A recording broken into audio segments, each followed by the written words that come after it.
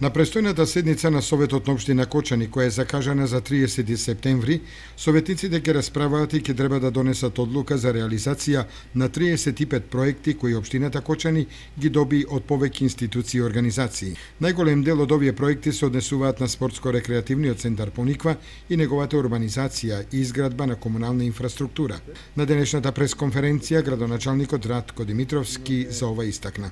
Веќе во фаза на тендерирање, завршна фаза на тендерирање, изградба на два патни правци.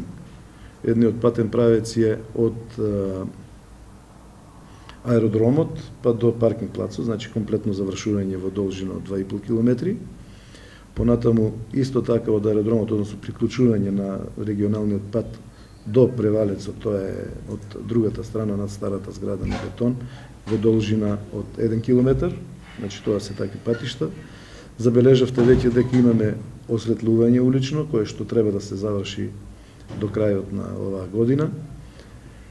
И имаме покренато многу за изработка на техничка документација на Пониква. Во завршна фаза изработката на техничка документација за проектот за дополнување со жичари и ски лифтови, понатаму изработка на документација за паркинг плацови, изработка на техничка документација за други улици, изработка на техничка документација за зафатите на Арамиска чешма.